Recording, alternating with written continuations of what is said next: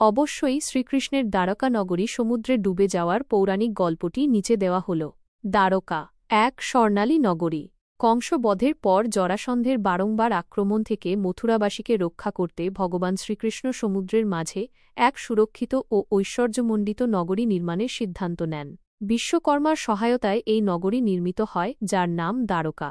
স্বর্ণ ও মণিমুক্ত সজ্জিত এই নগরী ছিল যদুবংশের রাজধানী এবং শ্রীকৃষ্ণের লীলাক্ষেত্র। দ্বারকা তার সমৃদ্ধি, সৌন্দর্য এবং দুর্ভেদ্যতার জন্য বিখ্যাত ছিল।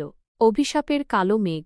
কিন্তু এই সুখ ও সমৃদ্ধি চিরস্থায়ী ছিল না। কুরুক্ষেত্রের মহাযুদ্ধের পর পুত্রশোকে কাতর গান্ধারী তার শতপুত্রের মৃত্যুর জন্য শ্রীকৃষ্ণকে দায়ী করেন। তিনি কৃষ্ণকে অভিশাপ দেন যে, হে কৃষ্ণ, তুমি যেমন কুরুবংশের ধ্বংস চেয়েছিলে এবং হতে দিয়েছ, তেমনি আজ থেকে ৩৬ বছর পর তোমার নিজের যদুবংশ নিজেদের মধ্যে যুদ্ধ করে ধ্বংস হবে, আর তোমার এই সাধের দ্বারকা নগরী তোমার চোখের সামনেই সমুদ্র গ্রাস করবে।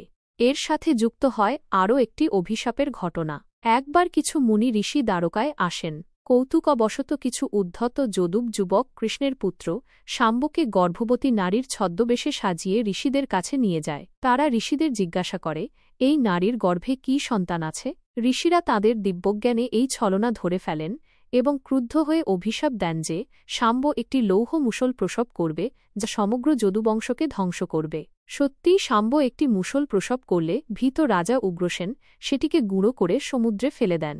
সেই গুঁড়ো সমুদ্রের তীরে ভেসে এসে ধারালো এরকা ঘাসে পরিণত হয়। মুষলের একটি অবিনশ্বর অংশ এক মাছ গিলে ফেলে, যা পরে জরা নামক এক ব্যাধের হাতে আসে এবং সে তা দিয়ে একটি শক্তিশালী তীরের ফলা তৈরি করে।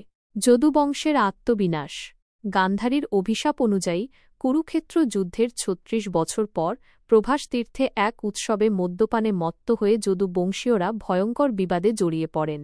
সামান্য কথা কাটাকাটি ভয়াবহ যুদ্ধের রূপ নেয়। ক্রোধে উন্মত্ত হয়ে তারা সমুদ্রতীরে গজিয়ে ওঠা সেই অভিশপ্ত এরকা ঘাস তুলে নিয়ে একে অপরকে আঘাত করতে থাকেন এবং নিজেরাই নিজেদের ধ্বংস ডেকে আনেন।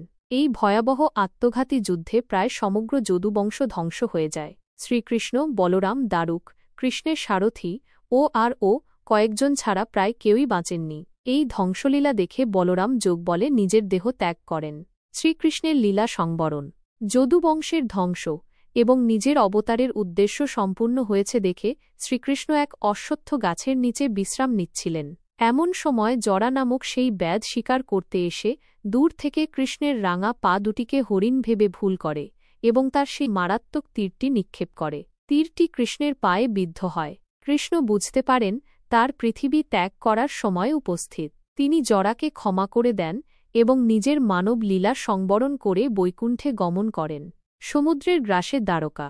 দেহত্যাগের আগে শ্রীকৃষ্ণ তাঁর সারথি দারুককে নির্দেশ দেন অর্জুনকে দ্বারকায় আনতে এবং যদুবংশের অসহায় নারী ও শিশুদের দ্বারকা থেকে সরিয়ে নিয়ে যেতে, কারণ তিনি জানতেন তার বিদায়ের পরেই সমুদ্র দ্বারকাকে গ্রাস করবে। অর্জুন এসে কৃষ্ণের কথামতো দ্বারকার অবশিষ্ট প্রজাদের নিয়ে হস্তিনাপুরের দিকে রওনা হন।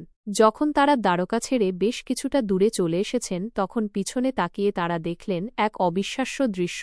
সমুদ্রের জল ক্রমশ ফুলে ফেপে উঠছে এবং দেখতে দেখতে শ্রীকৃষ্ণের সেই স্বর্ণালী ঐশ্বর্যময়ী দ্বারকা নগরীকে সম্পূর্ণরূপে গ্রাস করে নিচ্ছে।